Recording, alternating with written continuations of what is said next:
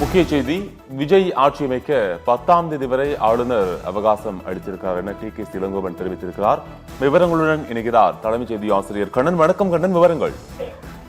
அவரகம் திமுகவின் அடுத்த கட்ட முக்கியமான நகர்வு குறித்து 10ஆம் தேதிக்கு பிறகு மறுபரிசீலனை செய்து முடிவு எடுப்போம் என்று திமுக செய்தி தொடர்பாளர் டி.கே.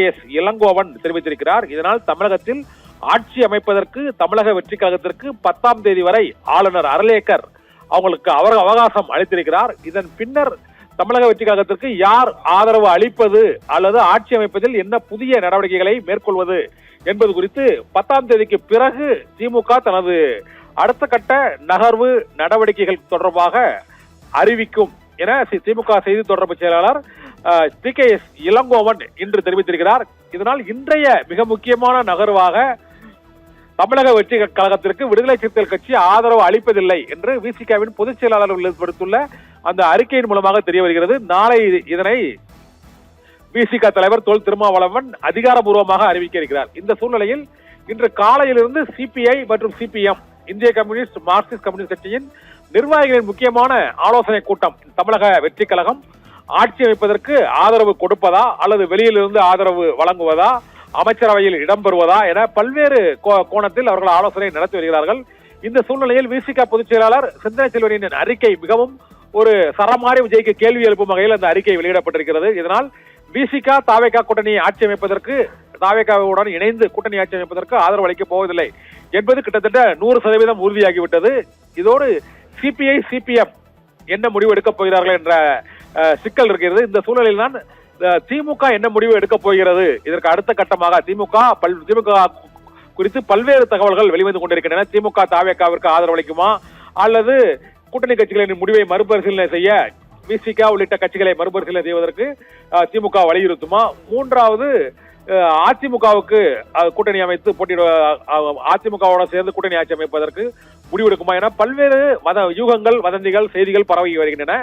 இந்த சூழ்நிலையில் திமுக தங்களது அடுத்த கட்ட பிக் மூவ், அடுத்த கட்ட நகர்வு தொடர்பாக திங்கட்கிழமை 10ஆம் தேதிக்கு பிறகுதான் நாங்கள் அதிகாரப்பூர்வமாக அறிவிப்போம் என்ற மிக முக்கியமான அறிவிப்பை இப்போது திமுக தரப்பிலிருந்து டி.கே. இளங்கோவன் வெளியிட்டிருக்கிறார். இதனால் தமிழக அரசியலில் அடுத்தடுத்து முக்கிய திருப்பங்கள் ஏற்பட்டிருக்கின்றன.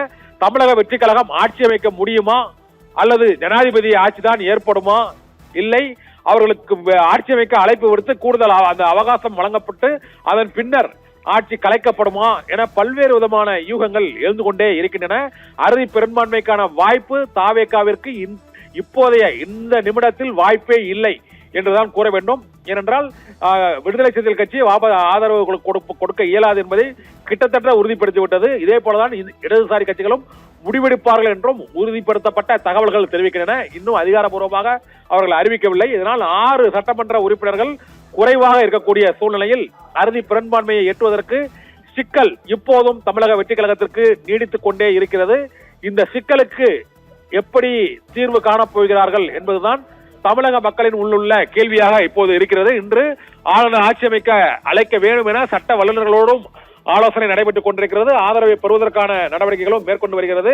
இந்த சூழ்நிலையில் தமிழக வெற்றி கழகம் அறுதி பெரும்பான்மையை பெறுவதற்கான ஆதரவை பெறுமா என்ற கேள்வி 10ஆம் தேதி வரை அந்த கிளைமாக்ஸ் காணி நாம் அனைவரும் காத்திருக்க வேண்டிய சூழ்நிலை. விஜய் சர்க்கார் அமையுமா என்பதற்கான கிளைமாக்ஸ் 10ஆம் தேதி தான் தெரிய வரும். ஆபிரகாம்.